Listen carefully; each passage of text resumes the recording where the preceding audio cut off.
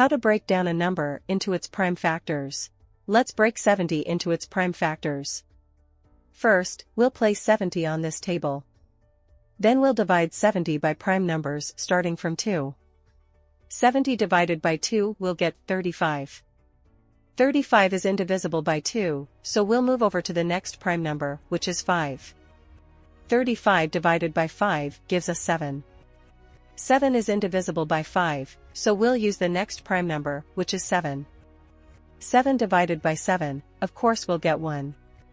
For the final step, we'll just bring down the multiplication sign of all the prime divisors we used and we are done. Let's prime factorize 100. As usual, we'll set 100 on a table and begin to divide it by prime numbers until we have 1 for an answer. Starting with 2, 100 over 2 gives us 50. Since 50 is divisible by 2, we'll just keep using a prime number until it's no longer divisible. 50 over 2 equals 25. Next is 5. 25 over 5 equals 5, and 5 over 5 equals 1. Bringing down our prime divisors, we have 2 times 2 times 5 times 5 as the prime factorization form of 100. How to check if a number is a prime number. When trying to prime factorize some numbers, you'll discover that you can't even divide them. Well, that's because they are prime numbers. Let's find out how to check if a number is a prime number. If you don't know what prime numbers are numbers which can only be divided evenly by 1 and themselves. Let's check if 257 is a prime number. First, we'll find the square root of 257, which equals 16. Next, we'll divide 257 by all the prime numbers less than 16 to see if any of them would divide without a remainder. Since all the result has a remainder, this means that 257 is a prime number. You can try out some other numbers to see if they are prime numbers or not. Remember, the number is a prime number only if all the result has a remainder. Let's see how to find the factors of a number. Method 1. Let's find the factors of 40. First, we'll break 40 into its prime factors. Then we'll list and calculate all the possible combination of the prime factors. The results are the factors of 40.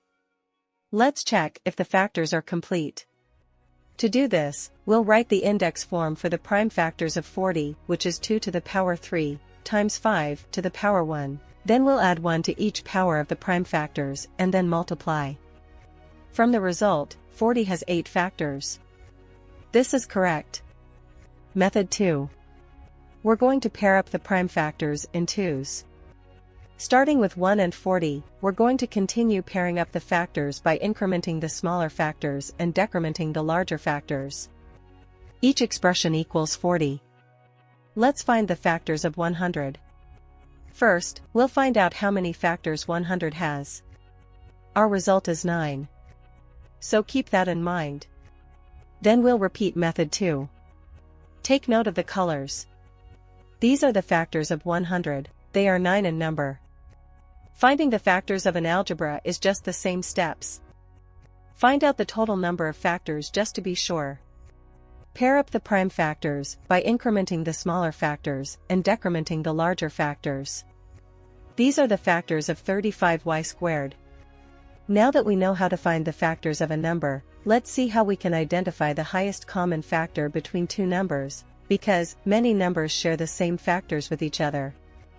Let's find the highest common factor of 12 and 16. First, we'll find the factors of 12 and 16, listing them out. Hope you haven't forgotten how to find the factors of a number? If you have, you better scroll back the video, right now. Alright, from our list, we can identify the common factors, but which of them is the highest?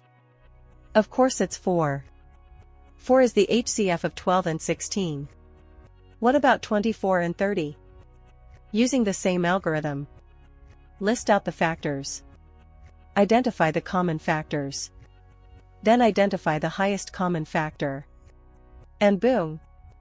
You're done. Lastly, let's talk about multiples. Let's find the multiples of 4. Finding the multiples of a number is much more easier. All you have to do is to multiply the number by another whole number. The result is a multiple of that number. To find the multiples of 4, just multiply 4 by any whole number. For example, 4 times 1 is equal to 4, 4 is a multiple of 4. 4 times 2 is equal to 8, 8 is a multiple of 4. 4 times 6 is equal to 24, 24 is a multiple of 4. And so on. For the multiples of 10, we'll do the same thing by multiplying 10 by any whole number.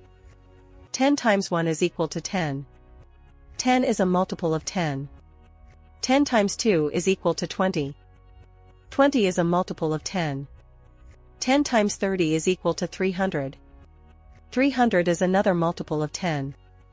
To put it straight, 300 is the 30th multiple of 10. 10 times 11 is equal to 110. 110 is the 11th multiple of 10. And so on, till infinity. Finding the multiples of algebra is just the same algorithm. Multiply the algebra by a whole number. Now that we know how to find the multiples of a number, let's see how we can identify the lowest common multiple between two or more numbers. Let's find the LCM of 6 and 8. To do this, we'll list out the multiples of 6 and 8. Then we'll identify the common multiples of 6 and 8. Then we'll pick the lowest of them all. Our answer is 24. I believe the next LCM we're going to find would make it more clear. Let's proceed by finding the LCM of 3, 4, and 6. First, we'll list out the multiples of 3, 4, and 6. Then we'll identify the common multiples of 3, 4, and 6. These are the multiples that appears in all three of the multiples list. Finally, we'll identify the lowest of them all. This happens to be 12. Hence, 12 is the LCM of 3, 4, and 6. Okay, so far in this video, we've been able to summarize prime factorization, how to check if a number is a prime number, factors of a number, highest common factor, multiples of a number and lowest common multiple. You can check out our other video on LCM and HCF. If you have any questions or suggestions, drop it in the comments section. That's all for this video. I'm Isla Cole, Happy New Year and see you on our next video. Hey, Ayla, ask them to subscribe. Oh yes, do subscribe to Sumtronics for more educational content like this.